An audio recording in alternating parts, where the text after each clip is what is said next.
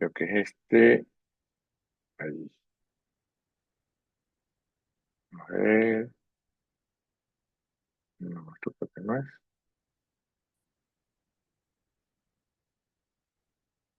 No, esto parece que se va a compartir.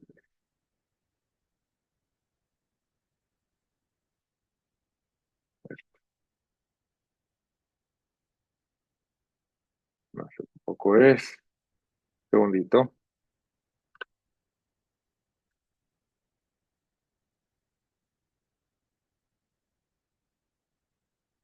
Ok.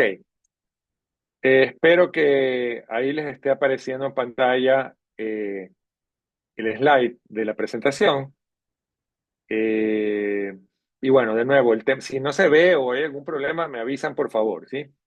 Entonces, bueno, en esta presentación voy a hablar de educación emprendedora, específicamente de tres cosas, ¿no? El emprendimiento y su relación con las competencias blandas, qué significa educar con una visión emprendedora y mentalidad emprendedora, ¿sí? Entonces vamos a hablar primero de emprendimiento y competencias blandas y en primer lugar, ¿qué es emprendimiento? Voy a tomar una definición formal de las muchas que hay de emprendimiento y la voy a mostrar como que en pequeñas partes porque es un poquito larga la definición. Entonces, en primer lugar, bueno, podemos decir que el emprendimiento es el proceso de crear algo nuevo y valioso. ¿Sí? Y dentro de este contexto, por ejemplo, ahí les estoy poniendo un video de una señora muy popular aquí en Guayaquil, en el Cristo del Consuelo, ¿sí? En un barrio popular de la ciudad, muy famosa porque hace unos ricos bolones de verde, ¿no? Entonces ella con su familia se instala pues en esta esquina, en esta calle con su carreta y va preparando los balones de chicharrón, de queso, y la familia es como una especie de negocio familiar y su familia la ayuda, pues y la gente se apila porque son muy ricos, ¿verdad?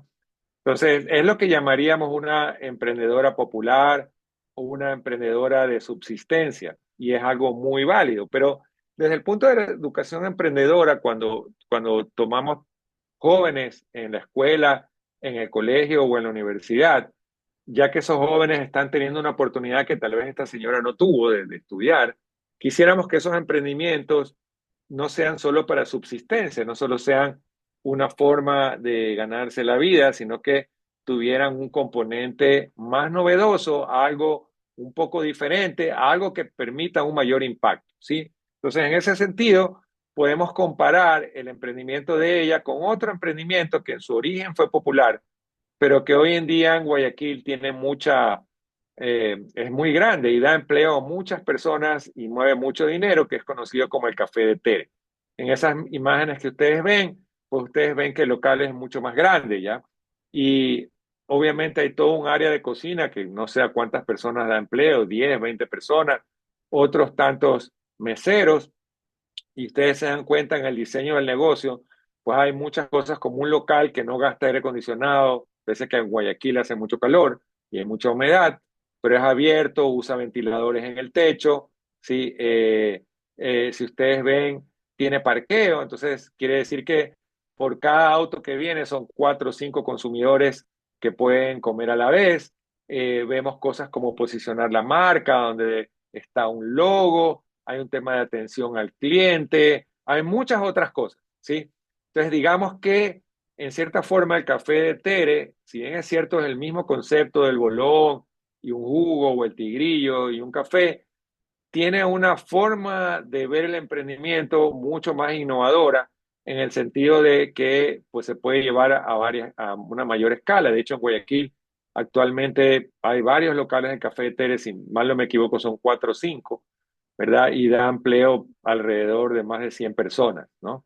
Entonces su impacto económico es mucho más grande que el de la señora que solamente se gana la vida. Si bien es cierto, ambas cosas son súper respetables y súper valiosas, digamos, desde el punto de vista de emprendimiento, es importante decir que no solo sea algo valioso, pero también sea algo nuevo y que pueda crecer. Y para hacer esto, obviamente, el emprendedor le toca invertir tiempo y esfuerzo. Y esto no es una cosa sencilla, no es instantáneo. Esto se va dando a lo largo de los años, ¿no? Tere también comenzó vendiendo desde la ventana de su casa Ella era enfermera y vendía desayunos desde la ventana de su casa. Y esto implica tomar riesgos, porque tengo que, de pronto, algo que tengo ahorradito por allí, ponerlo en riesgo, tal vez vender algo para tener algo de dinero. Y también cuando me pasan cosas como que no vendo o las cosas no me salen bien, también hay un riesgo psicológico, tal vez sacrificar, salir un fin de semana o otras cosas que me gustaría hacer, pero me toca sacrificarlas por dedicarme al negocio. Ahora, la parte buena de emprender es que hay una recompensa económica, o sea, puedo llegar a vivir una vida, no necesariamente ser millonario, bueno, millonarios también, pero puedo llegar a ganar un ingreso que me permita tener mi casa, tener salud, tener algunos beneficios, mandar a mis hijos a la escuela, tal vez viajar, divertirme. Por otro lado, también la satisfacción personal de hacer algo que me llena de orgullo, que me siento bien y de que soy independiente y un poco puedo controlar mi propio destino y lo que yo puedo hacer, ¿sí? Entonces, eso es un poco una definición general de emprendimiento. Ahora, les voy a poner a manera de ejercicio, les voy a pedir, ahí hay un código QR, pero también déjenme ver si puedo acceder al chat. Eh, Porque la otra cosa es, déjenme buscarles el enlace, igual se los comparto, pero si tienen allí una cámara, ¿verdad? Pueden simplemente tomar foto y llenar el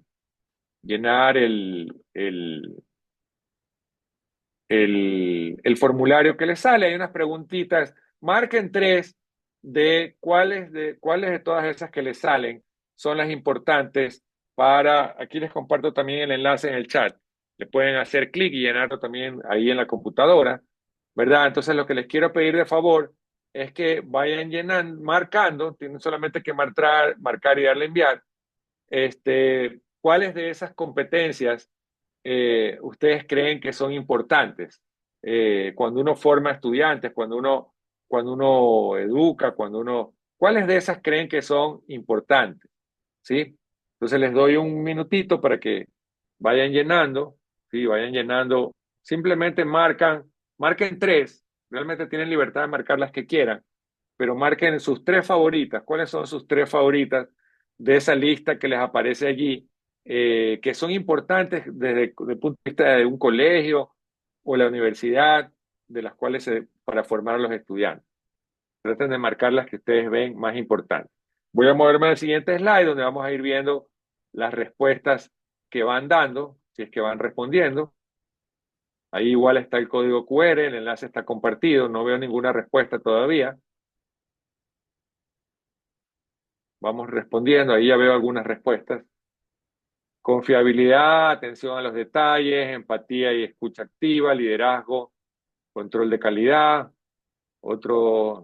Pero hay dos respuestas hasta ahora. Está marcado pensamiento analítico, pensamiento creativo. Creo que no somos muchos en la sala, pero igual sería bueno ver algunos de ustedes qué es lo que piensan en relación a qué cosas son importantes de tratar de transmitir a los estudiantes.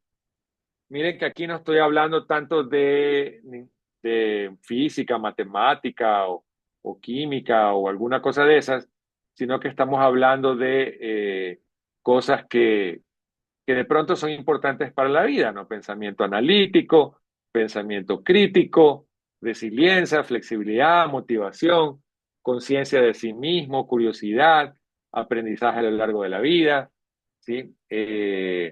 Analfabetismo tecnológico, confiabilidad, atención a los detalles, empatía y escucha activa, liderazgo, influencia social. Tenemos hasta ahora 7 respuestas. Déjenme ver cuántos estamos. Estamos algunos, 17, me marca aquí que estamos, ¿no? Tal vez esperemos unos cuantos más. Alguien más que por favor llene la encuestita, como para que veamos las que son más populares entre ustedes piensan.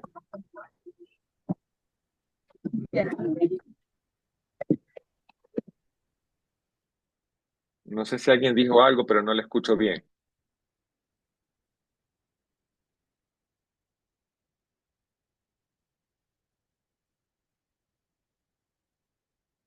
Parece que nos quedamos en 7 respuestas. Bueno, vemos aquí, por lo menos en el grupo que ha respondido, que pensamiento creativo es una de las más populares. Otra que vemos que es popular es curiosidad y aprendizaje a lo largo de la vida. Y otra que vemos aquí popular es liderazgo e influencia social, ¿sí? O sea, la capacidad de pensar creativamente, de ser curioso y estar dispuesto a aprender toda la vida, y liderazgo e influencia social. Muy bien, son competencias súper importantes, sin importar lo que yo haga. Otras que también marcan, tal vez un poquito menos importantes, pero que le siguen, son la confiabilidad y la atención a los detalles, la motivación y la conciencia de sí mismo. Ok, vamos avanzando un poco. ¿Por qué les pregunto esto? Porque de acuerdo al World Economic Forum, ¿verdad? Aquí están las 10 habilidades más importantes. Este no es el último, es el de 2023, pero no ha variado tanto. Las 10 habilidades más importantes que cualquier profesional en su carrera debe tener. Pensamiento analítico, pensamiento creativo, resiliencia, flexibilidad y agilidad, motivación y conciencia de sí mismo, curiosidad y aprendizaje a lo largo de la vida, todas las que mostramos un poco en la encuesta, todas ellas, de acuerdo al World Economic Forum, son súper importantes, son las habilidades que necesitamos actualmente, ¿sí? Es un juego importante de habilidades. Y la otra cosa importante es que el World Economic Forum dice que esta es una encuesta hecha a empresas y organizaciones grandes y que dicen que el 44% de las habilidades básicas de los trabajadores van a cambiar en los próximos 5 años y que muchas de estas empresas están invirtiendo en entrenar a la gente en su trabajo. O sea, mucha de la gente que ya trabaja en la empresa están requiriendo ser reentrenada.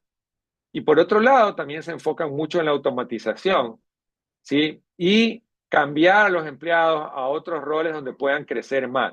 Es decir, hay muchos trabajos viejos, como quien dice, de la vieja guarda, que necesitan ellos que sus empleados sean movidos a otras habilidades, a otras cosas nuevas que tienen que hacer, porque si siguen en esos puestos, no le aportan mucho a la empresa. Y finalmente, otras cosas es que están contratando a empresas de fuera que les resuelvan ciertos problemas y no hacerlo ellos mismos, y expandir el uso de trabajos por contrato. Aquí en Ecuador les llaman contratos civiles, o sea, no emplear gente, sino decirles, ¿sabes qué? Necesito que me hagas este proyectito, te pago contra lo que tú me entregas, contra un proyecto. Eso está avanzando bastante hoy en día. Y también vemos, con esto de la inteligencia artificial que se está poniendo de moda, que a medida que pasa el tiempo, muchos de los trabajos los están asumiendo las máquinas, muchos de los trabajos que hacen las personas. En el 2022, la proporción era 34% la máquina y 66%. Para el 2027 se espera que el 43% lo hagan las máquinas y el 57% lo hagan los seres humanos, lo cual revela la importancia que tiene enfocarnos en las habilidades blandas, o sea, en estas que hablamos hace un momento, porque muchas de las habilidades técnicas o de trabajo tradicionales van a ser reemplazadas por las máquinas. Ahora, cuando hablamos de hacer un trabajo o de tener competencias, siempre hablamos de estas tres dimensiones, el ser, el saber y el saber hacer. Para aprender a hacer algo, siempre cuando vamos al colegio y vamos a la universidad, adivinen cuál es el más popular de los tres.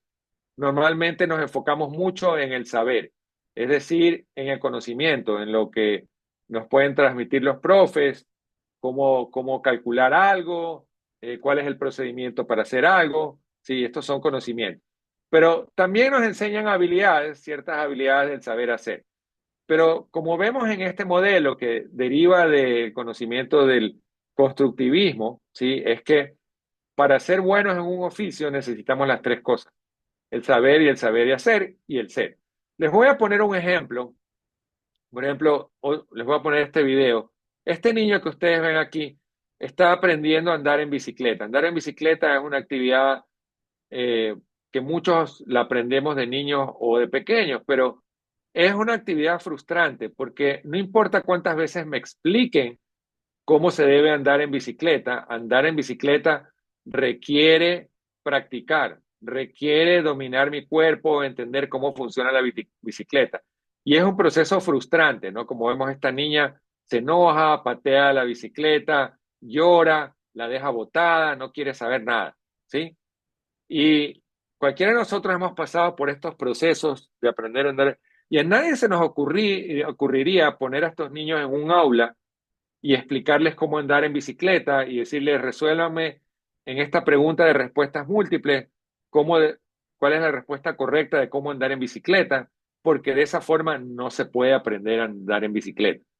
Y muchas de las cosas que necesitamos en los trabajos y para montar un negocio son parecidos a andar en bicicleta, ¿sí? Es decir, sí, requieren algún conocimiento, pero requieren también el desarrollo de algunas habilidades, que es lo que le llamamos al saber hacer, pero más que nada también requieren ciertas actitudes, ciertos temas de comportamiento, cómo vencer la frustración, cómo vencer el miedo, cómo ser más proactivo, cómo aprender a no ser, a vencer la timidez que de manera natural me sale cuando tengo que abordar a otras personas. Y estas cosas, como tal cual andar en bicicleta, no se pueden explicar en el aula, requieren un componente práctico y un componente de exposición al entorno.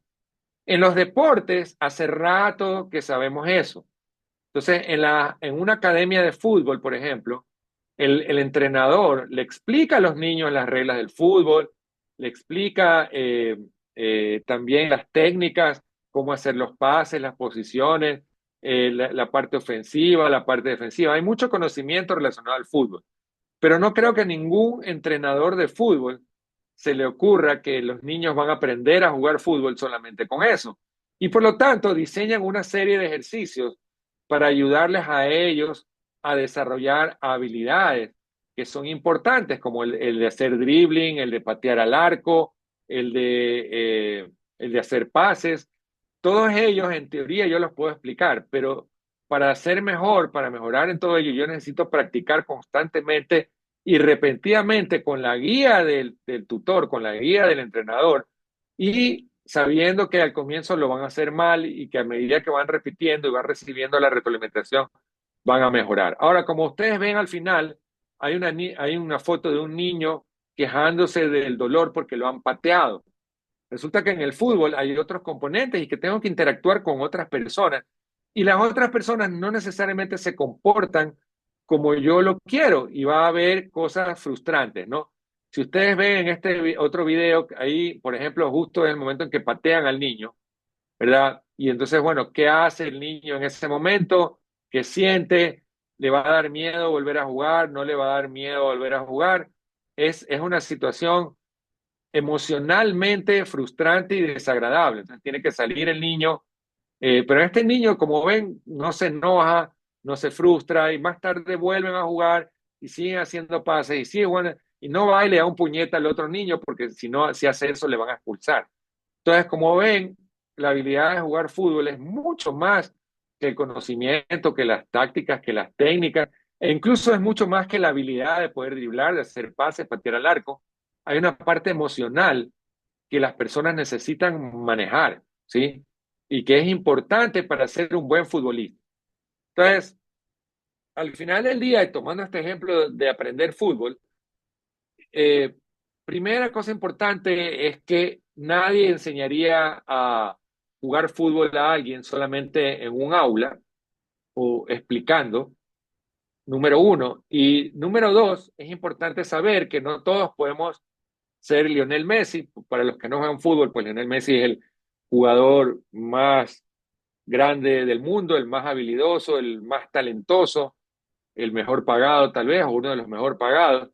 Digamos que es un fuera de serie, es un futbolista superdotado, digamos que nació más allá de lo que le han enseñado en las escuelas de fútbol, y él está en escuelas desde pequeño, y todo lo que ha practicado. Además, digamos que de manera innata posee ciertas condiciones que no todo el mundo tiene.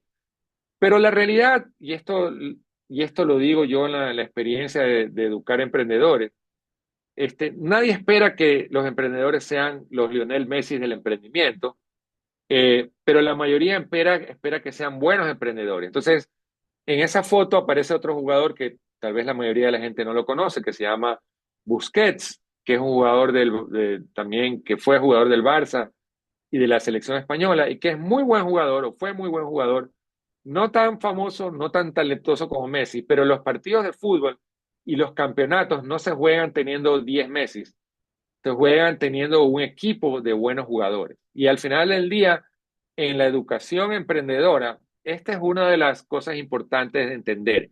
Primero, que esto no se puede enseñar solo en el aula. Y segundo, que no hay la expectativa de que todo el mundo sea un Messi o el mejor jugador. Y ahí es donde a veces nos equivocamos en educación emprendedora cuando ponemos como ejemplos a Steve Jobs, el fundador de Apple, que es realmente un Messi de los emprendedores, un super emprendedor que creó muchos inventos espectaculares y se los llevó a todo el mundo y creó una empresa que es una de las más valiosas en el mundo. Ni tampoco Elon Musk, el fundador de Tesla, SpaceX, también un tipo fuera de serie. Estos tipos son como los Messi del emprendimiento. Entonces, no se trata de crear Messi del emprendimiento. Hay muchos tipos de emprendedores, ¿sí? En esa foto que usted, y no todos los emprendedores tienen que ver necesariamente con montar una empresa. El emprendimiento, como lo dice la definición que vimos, es el proceso de crear valor, de hacer algo valioso para los demás y para mí mismo, ¿sí? Y eso conlleva, obviamente, tener dinero, pero también conlleva la satisfacción de hacer algo que vale la pena y el hacer algo y la independencia. Entonces, el que está arriba es Elon Musk, que es el fundador de Tesla, que es uno de estos fuera de serie, pero a la izquierda, la señora que vemos ahí es Marie Curie, la primera mujer ganadora de un Nobel de Química, ¿sí? Descubridora del radio, y fue famosa como emprendedora, más allá de científica, porque por su lucha contra el cáncer, fue una de las principales mujeres en Europa que trabajó en el tema de los hospitales y la creación de hospitales y de los tratamientos radiológicos para los enfermos de cáncer. Súper emprendedora, el impacto del trabajo que ella hizo en la medicina fue invaluable para los demás. A la derecha, esa que vemos ahí donde dice Fortune, esa señora se llama Marisa Mayer, que fue la empleada número 20 de Google. Ella no fundó la empresa, ella no fue la que creó la empresa, pero ella fue una de las principales responsables de que el Google, el buscador Google, sea lo que es hoy en día, ¿sí? Y ha llegado a ser una mujer muy importante en el mundo de la tecnología, aunque ella no necesariamente fundó ninguna empresa, es lo que le llamamos una intraemprendedora. O sea, una empleada de una organización, una empleada de una empresa que hace cosas tan valiosas para la organización y para la empresa que gracias a lo que hace esa empresa logra un impacto en los demás. La señora que está en la esquina de la derecha es Oprah Winfrey, una famosa emprendedora del mundo de la televisión que tiene un famoso programa de discusión sobre muchos problemas. Es lo que llamamos una emprendedora de estilo de vida. A ella le gusta lo que hace, produce programas muy útiles para la gente, donde da consejos y entrevista a personalidades famosas, pero a ella no le interesa tener un gran emprendimiento, ella lo que quiere es manejar esa pequeña empresa que es innovadora, pero que no llega a ser tan grande como las de Elon Musk. Y finalmente, el que está en la esquina derecha se llama Gandhi, es famoso, ¿verdad? Porque es una gran figura de la paz mundial, fue el que logró la revolución de la India sin usar ni una sola arma. Logró liberar a la India del yugo de los británicos solamente con un mensaje de pacifismo. Y es lo que le llamamos un emprendedor cívico, un señor que no fue millonario, ni mucho menos, llevó una vida muy buena, y fue muy querido y generó mucho impacto. Entonces, todos ellos son emprendedores porque todos ellos han buscado soluciones a problemas de formas diferentes, han logrado vivir ese emprendimiento, pero también han logrado generar impacto en los demás. Entonces, la educación emprendedora como tal, si bien es cierto, hablamos siempre de crear empresa como uno de los ejes, realmente no se trata solo de eso, se trata de crear organizaciones o hacer crecer organizaciones desde el lugar que me toque. Entonces, en el modelo educativo con visión emprendedora, ¿verdad? Las universidades trabajamos eso y tal vez algunos colegios también. Y hay diferentes enfoques, ¿no? Algunos están funcionando, tal vez otros no. Y hay mucha investigación todavía que se hace porque no está claro el impacto. Realmente de qué tanto sirve lo que hacemos en educación emprendedora en un colegio, en una universidad.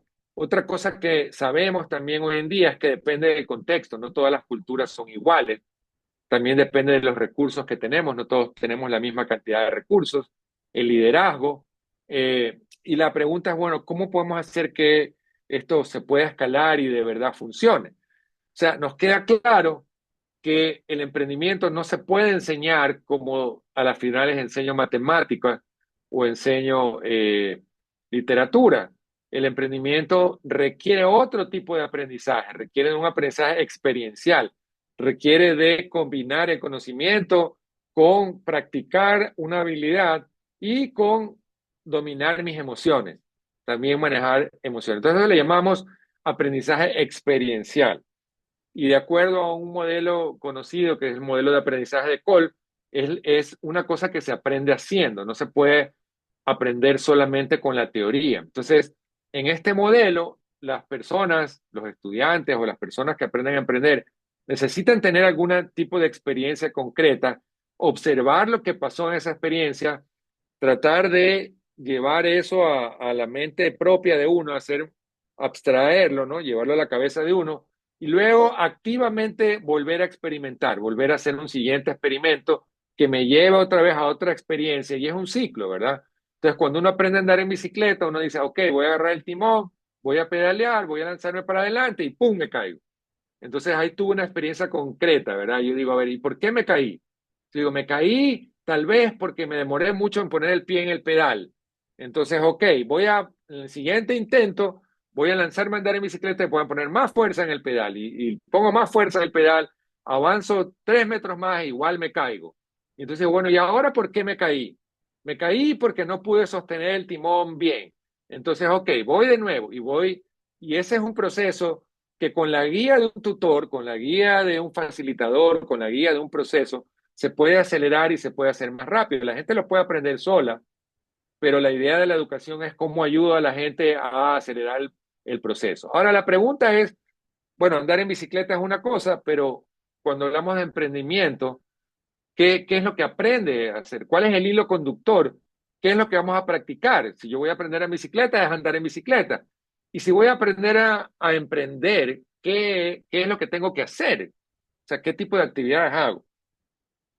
Entonces, en SPOL hemos venido trabajando mucho tiempo en esto y no se trata de que nuestros estudiantes se pongan a todos a montar un negocio, ni se trata de enseñarles contabilidad, porque ya sabemos que eso no es, ni enseñarles la teoría de un modelo de negocio.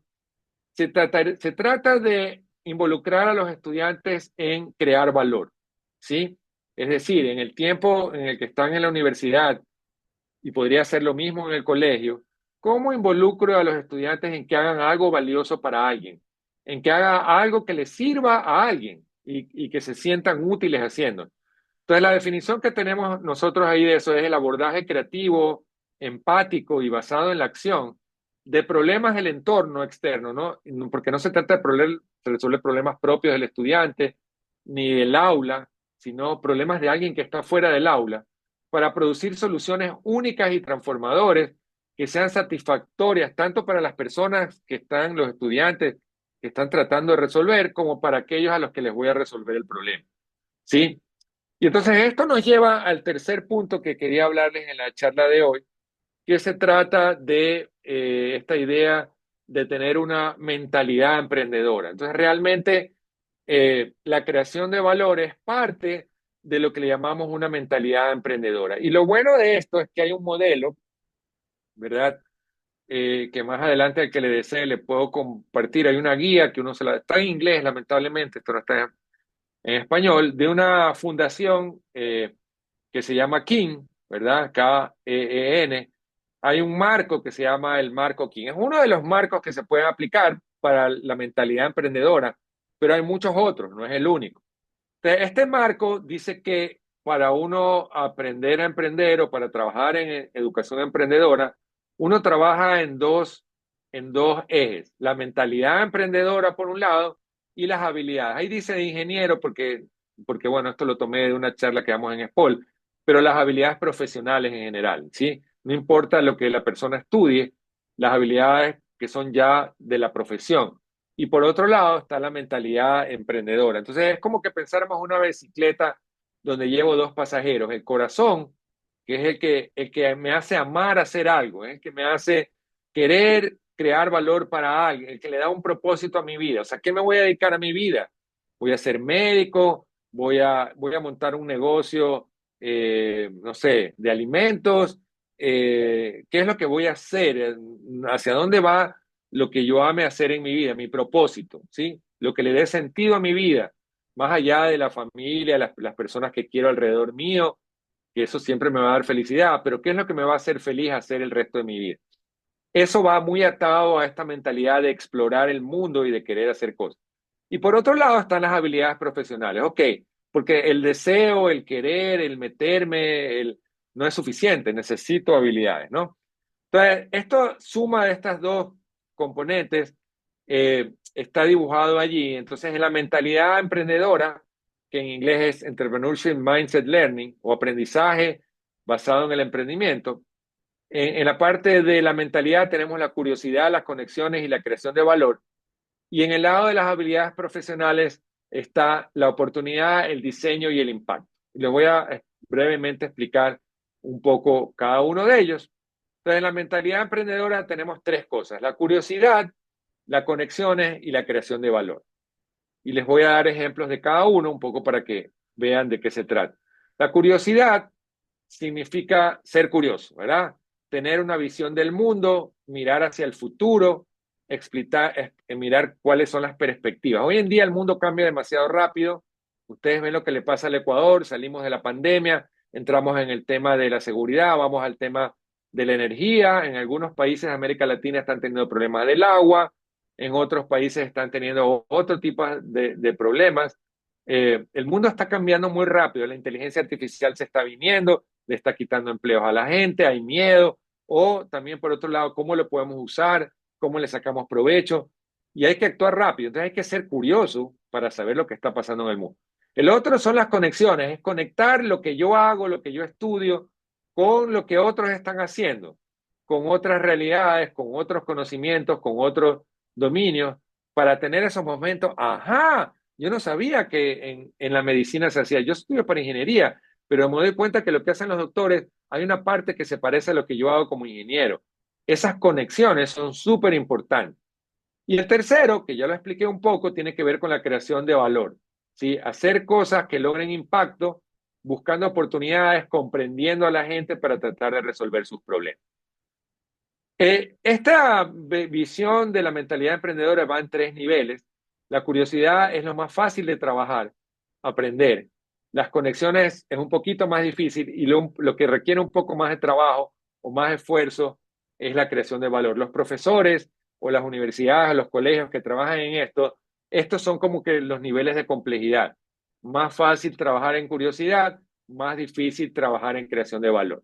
Les pongo un ejemplo de curiosidad. Por ejemplo, un profesor le puedo poner a sus estudiantes un ejercicio de decirle, miren, ahí les pongo estas estructuras, les pongo estos edificios de diferentes partes del mundo, puentes, centros de convenciones, eh, arquitecturas ornamentales de las ciudades, torres, y les digo, bueno, traten sin conectarse al Internet de ordenarlas desde la más vieja hasta la más nueva. ¿Ya? Entonces ahí los pongo a discutir, bueno, ¿y cuál será más nueva? ¿Y cómo puedo saber cuál es más nueva? ¿Y será que los puentes se hicieron primero que los edificios o las partes decorativas lo hicieron los generales hace mucho tiempo para celebrar sus triunfos? ¿Cuál de todas esas puede haber sido hecho primero? Entonces ahí, por ejemplo, pongo a la gente, la pongo curiosa de entender, bueno, qué puede haber sido más viejo y qué puede haber sido más nuevo. Y lo puedo hacer al comienzo sin usar Internet y después usando Internet, para que así la gente se ponga curiosa. ¿Y dónde está cada una de esas cosas? ¿En qué parte del mundo están? ¿Sí? Eso es súper interesante porque estimulo la creatividad de la persona de querer mirar hacia el mundo, mirar hacia afuera, no mirar solo Guayaquil, no mirar solo su barrio, sino mirar todo el mundo. Y luego le puedo decir, a ver, y ahora pensemos en lo que ustedes estudian. ¿Qué rol creen que juegan las matemáticas y las ciencias en el diseño de cada una de esas estructuras? Ya en ese arco tuvo que ver algo las matemáticas, en el puente tuvo algo que ver las matemáticas, ¿En qué cosa? ¿Para qué probablemente se usó la matemática? ¿Qué es lo que hubo que calcular, ¿no? Por ejemplo, tal vez entonces los chicos pueden decir, bueno, el peso, que calcular qué tan gruesas tienen que ser las vigas que usa el puente para que aguante el peso de todos los autos. Y en la torre, yo tengo, bueno, ahí tengo que calcular cómo hago que la torre no se vaya para un lado, porque miren que la torre de Pisa y bla, bla, bla. Entonces, yo puedo comenzar a pensar cómo las matemáticas u otras ciencias pueden haber eso. Y puedo rematar este ejercicio, ¿verdad? Haciendo una especie de Jeopardy. Jeopardy son estos juegos donde se pone un tablero y se da puntos y se hacen equipos. Dice, ok, vamos a ver, ¿quién quiere ver lo que tuvo que ver en las estructuras la ingeniería civil? ¿Quién quiere ganarse por 200 puntos? Hay una pregunta para que la respondan. Y así comienza la gente a competir, ¿verdad? Entonces, el rol de cada ingeniería en convertir en realidad las estructuras. Entonces, hacemos un juego y la gente se pone más curiosa. Entonces, lo bueno de esto es que entonces despertamos en los jóvenes, ¿verdad? En la gente que participa, le entra un bicho adentro, ¿no? Bueno, y esto, uy, qué interesante lo que aprendimos hoy, porque lo aprendimos curioseando, jugando, no es que vino el profesor y me explicó, sino que fuimos investigando entonces se puede diseñar en la educación elementos para que la gente sea curiosa, ¿no? Entonces, este es como que el primer elemento que se usa. La segunda son las conexiones, que es ayudarle a la gente a pensar fuera de la caja, a proponer nuevas ideas de contextos o nuevos contextos, o tener revelaciones. Entonces, por ejemplo, ahí no les voy a dar un ejercicio, pero les cuento, por ejemplo, qué puedo hacer. Investigar, por ejemplo, una organización. Por ejemplo, ¿qué hacen en una clínica? Por ejemplo, ¿qué tiene que ver en una clínica la ingeniería electrónica? ¿Verdad? Por ejemplo, en Espolo hay una especialización de electrónica que se llama electrónica médica, donde ven toda la parte electrónica que tiene que ver con equipos médicos como tomógrafos o equipos de resonancia magnética o de radiografía. Y entonces yo digo, bueno, vayan a una clínica, yo le puedo decir, vayan a una clínica y hagan conexiones de lo que se usa en una clínica o hablen con doctores y hagan conexiones de los equipos que usan en las clínicas con la carrera de eh, electrónica, por ejemplo. O puede ser, por ejemplo, vayan a la clínica y hagan conexiones con la carrera de alimentos. Porque en las clínicas, por ejemplo, la alimentación de las personas es importante, las dietas que se les deben de dar a las personas enfermas, según lo que están enfermos, etcétera, etcétera. Entonces, o darles desafíos o retos que requieren una visión externa para completarse, ¿verdad?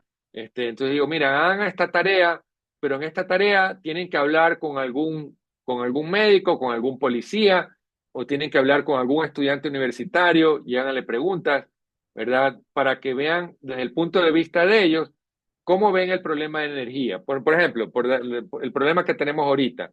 ¿Cómo ve el dueño de una tienda el problema de la energía? ¿Cómo ve un empleado de una empresa grande el problema de la energía? ¿Cómo lo ve una persona que vive en un barrio muy popular?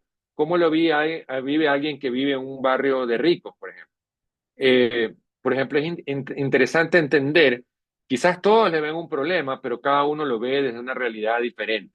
Y eso es hacer conexiones, ¿no? Eh, y bueno, hay más cosas que podemos hacer. También buscar analogías, ¿no?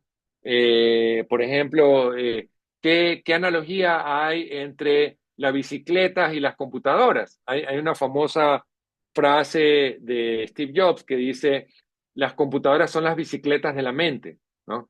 Porque cuando el ser humano inventó las bicicletas, ¿qué es lo que hizo? Pudo viajar mucho más distancias, pudo llegar mucho más lejos, ¿verdad? Multiplicó el poder de las piernas para poder caminar mucho más lejos.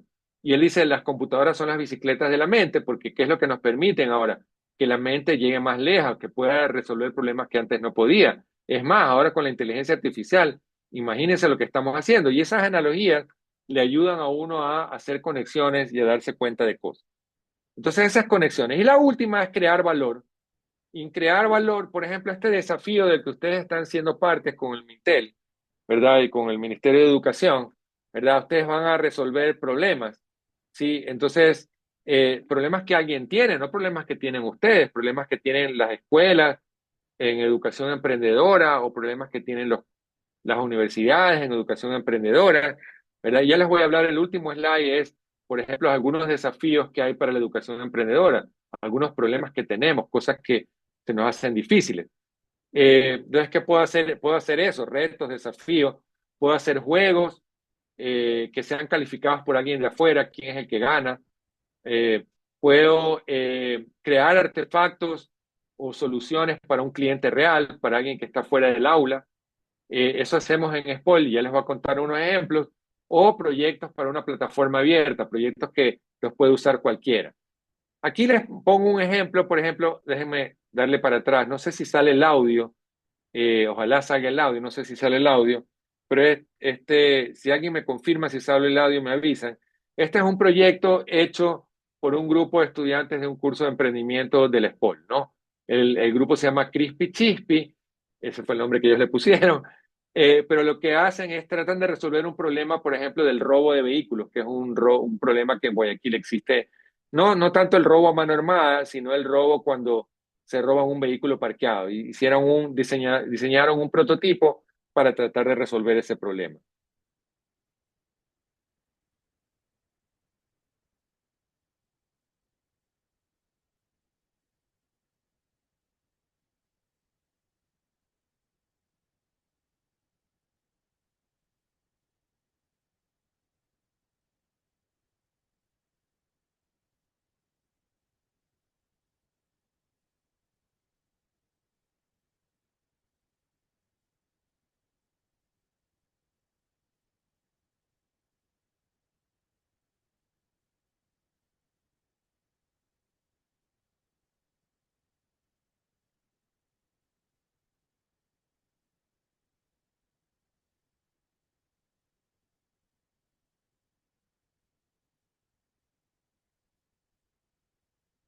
A ver, me dicen que no hay audio. Bueno, les cuento un poco lo que están explicando, ¿no?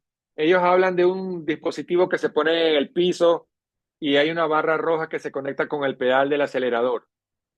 Y tienen un control remoto, que es esa cosa verde que ustedes están viendo allí, ¿verdad? Con el cual ellos activan el mecanismo para que se bloquee el pedal.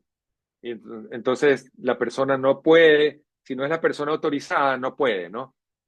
Entonces, bueno, ahí nos muestran ellos cómo hicieron su prototipo, programaron un microcontrolador, imprimieron los componentes que van a ser conectados con el pedal para hacer la prueba del prototipo. Y entonces ustedes ven ahí el prototipo que ellos hicieron, ¿no?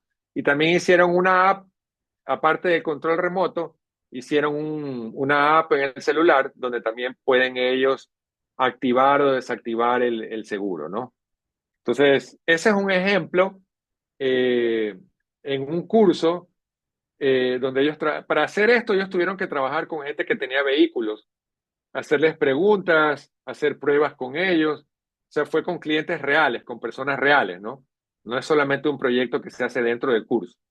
¿Ok? Este otro ejemplo que les pongo son dos ejemplos de un curso que toman los novatos, donde ellos plantean conceptos de soluciones para organizaciones sociales o empresas que tienen necesidades o que tienen algún problema. El primero es un tema de ayudarles a encontrar hogar a las mascotas, ¿sí? Y el otro que ustedes ven a continuación es un tema de organizar compras de alimentos orgánicos con proveedores orgánicos. Otro ejemplo es esta aplicación de aquí. Este es de otro curso, de un curso de ingeniería de software, donde los estudiantes hicieron una aplicación real para una empresa que vende pizza, para una pizzería, ¿sí? Entonces, esta es una aplicación de promociones eh, donde a través de la app los clientes de la pizzería pueden ganar premios que la pizzería les da, ¿no? Y esto fue hecho en un curso de ingeniería de software, ¿sí? Eh, Eso, por otro lado, eh, algo me pusieron en el chat, pero no alcanzo a ver, déjenme ver qué dice. Comienza alguien más a las 6. Sí, ya termino. Y bueno, por el lado de la mentalidad era eso. Por otro lado, también hablamos de las habilidades profesionales que se requieran, que también están en el modelo, y que en el lado de oportunidades son identificar oportunidades, investigar el mercado, crear un modelo de negocio, evaluar la factibilidad, hacer pruebas, reconocer. En diseño es determinar, elaborar, analizar. Entonces, en el modelo que usamos nosotros, por un lado trabajamos esas tres Cs, la curiosidad, las conexiones y la creación de valor. Y por otro lado, en los cursos buscamos darles herramientas a los estudiantes para que puedan manejar oportunidades, que estén expuestos a oportunidades, puedan hacer diseños y puedan medir el impacto, si la solución que ellos están buscando hacer tienen o no tienen algún tipo de impacto. Ahora, déjenme contar, a la otra cosa buena es que los estudiantes tienen exposición también y son muchas veces reconocidos. Ahora, ¿cuáles son los desafíos? Un poco porque entiendo que ustedes tienen que hacer un reto y tienen que buscar solución a los problemas. Toma mucho tiempo diseñar actividades complejas para los estudiantes y generalmente los profes, tanto de colegio como de universidad, están súper ocupados y les cuesta mucho trabajo. Entonces hay una oportunidad allí en el sentido de cómo le puedo ayudar a las personas eh, a, eh, a diseñar estas actividades complejas. ¿Cómo hago que sea más fácil para ellos? Que no les quite tanto tiempo a los profes o a los coordinadores diseñar esto. Sí, muchas veces tampoco tienen guías. Esto que yo les he explicado a ustedes, muchos profes en colegios o en universidades, pues no tienen ninguna guía de cómo abordar estas habilidades emprendedoras, cuáles son importantes de trabajar y qué tipo de actividades sirven para una cosa u otra. Otro problema es que muchas veces para resolver problemas de afuera necesito alianzas con otras organizaciones que quizás los profes no las tienen y requieren alguna forma de cómo logro estas alianzas. Miren que este desafío, el Mintel está aliado con el Ministerio de Educación, está aliado con empresas, está aliado con universidades para hacer este reto y es un esfuerzo bastante grande, ¿verdad? Entonces ya dentro de un colegio o dentro de una universidad, bueno, ¿cómo hacemos eso? La otra es que muchas veces la educación tiene esquemas súper rígidos. Dicen, no, es que solo puede hacerse cursos. Usted no puede tener otro tipo de actividades que los estudiantes puedan hacer para desarrollar habilidades, ¿no? Entonces, este es un problema porque muchos de los modelos educativos vienen de la edad de la pera, tienen en algunos casos hasta cientos de años, y ahorita la educación está cambiando cualquier cantidad y a veces no es flexible. Entonces, ¿cómo acomodamos estas cosas en esos esquemas tan rígidos que a veces tienen los sistemas educativos?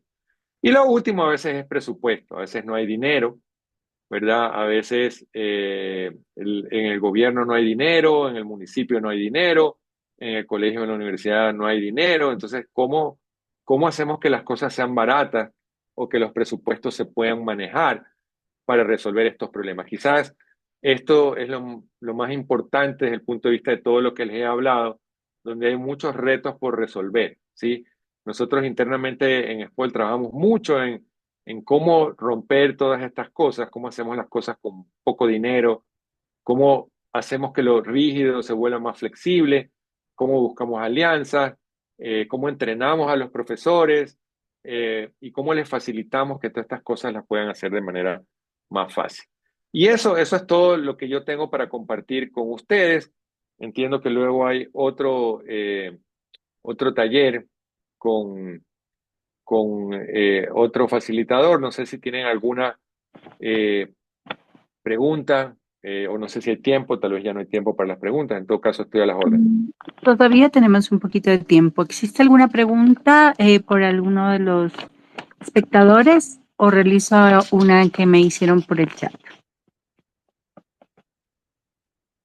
Bueno, realizo la pregunta. Si es posible, me la pueda contestar un poquito deprisa. Eh, Sí, Listo, doctor, muchísimas gracias. La pregunta es, tenemos una pregunta. La innovación es importante dentro de un negocio. ¿Cómo cree que está ayudando ahora en los negocios con esta crisis energética que cursa nuestro país? Bueno, algo ya comentó sobre la crisis energética, pero le agradecemos su respuesta. Dejo, por favor, para que conteste. Gracias. sí, gracias. La innovación siempre es importante y siempre va de la mano. A ver, se los pongo así. Un emprendedor que no ha tenido educación le cuesta mucho desarrollar soluciones innovadoras. Aún así hay algunos que lo hacen y por eso les daba el ejemplo de la señora de los bolones y el café de Tere, ¿no? cafetera hay mucha innovación. A veces uno piensa que la innovación es solo tecnología. Innovación es cómo busco formas novedosas de resolver un problema, ¿sí? Y siempre es valiosa para cualquier emprendimiento. Siempre es valiosa porque la innovación lo que hace es buscar una solución que tiene algo mejor que las que ya hay. Ahora en el problema de energía, mucha gente, por ejemplo, tiene mucho problema de todo tipo, ¿no? Desde mis equipos que se dañan hasta cómo puedo de forma no tan cara tener energía cuando se va la luz. Muchas cosas. Yo noto que hay mucha oportunidad, pero hay muchas empresas que venden lo mismo, o sea, venden generadores o venden focos con baterías, y hay mucha oportunidad en la innovación para sacarle provecho, ¿no? Y que además va a servir para cuando ya se supere la crisis, porque, por ejemplo, hay sectores rurales en Ecuador que tienen perennemente el problema de la energía y cómo puedo llevar soluciones a estos sectores rurales, ¿verdad? En muchos países de África hay lindas soluciones de temas de energía desde el punto de vista rural, que aquí en Ecuador, por ejemplo, no hemos buscado. Entonces, sí, la innovación no es requisito para emprender, pero para innovar sí hay que ser emprendedores, porque resolver un problema de mejor manera no es siempre tan fácil. Alguien más me pide por allí el documento de Kim, yo se los puedo facilitar después, tal vez ahorita no lo tengo a la mano. No sé si el chat sigue abierto, puedo quedarme conectado, aunque ya no comparta y eso, y les comparto por el chat el enlace si desean. No sé si esa es una opción, a los que están organizando, ¿no? Pero sí, con gusto les puedo compartir lo de King. Se le agradece muchísimo por acompañarnos en esta sesión, doctor Caicedo. Que tenga una linda tarde y resto de noche. Igualmente para todos ustedes, mucho provecho y a seguir adelante con los retos. Un abrazo para todos, pasen muy bien. Mil gracias.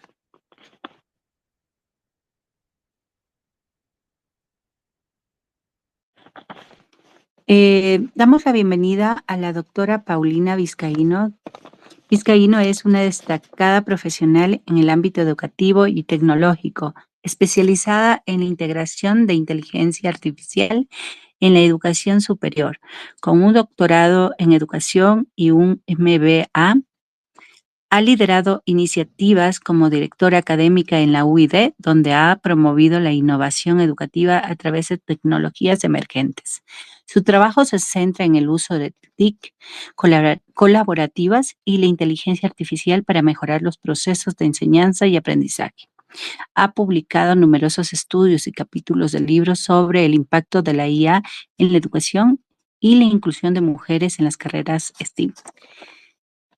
Y a Eugenio Morocho, quien es ingeniero electrónico de la Universidad Politécnica Salesiana de Cuenca, Ecuador, en 2012, el máster en Ingeniería de Comunicaciones y Redes de la Universidad de Birmingham, Reino Unido, perdón, en 2016, y el doctorado en Inteligencia Electrónica IA para Redes Inalámbricas en el Instituto Nacional de Tecnología KUMO, Corea del Sur, en 2020. Fue asistente de investigación del Laboratorio de Sistemas y Comunicaciones Futuras de GIKIT en Corea y trabajó como investigador en la Escuela Superior Politécnica del Litoral, Ecuador. Actualmente es profesor investigador en Yachay Tech, coordinador de la maestría en IA y director del grupo de investigación DeepArc. También es profesor invitado en varias universidades del Ecuador. Sus intereses incluyen el uso del IA, perdón, del IA para optimizar procesos de ingeniería como análisis predictivo, redes móviles, visión artificial y criptografía. Quienes nos hablarán sobre inteligencia artificial. Bienvenidos.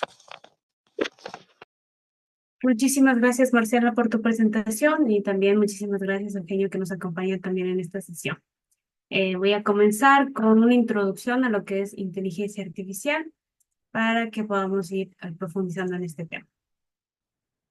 Bueno, les hemos preparado una introducción a lo que es la clasificación utilizando el aprendizaje automático, porque cuando nosotros usamos modelos o realizamos modelos de inteligencia artificial y uno de los partes de los retos que nosotros habíamos planteado en esta convocatoria abierta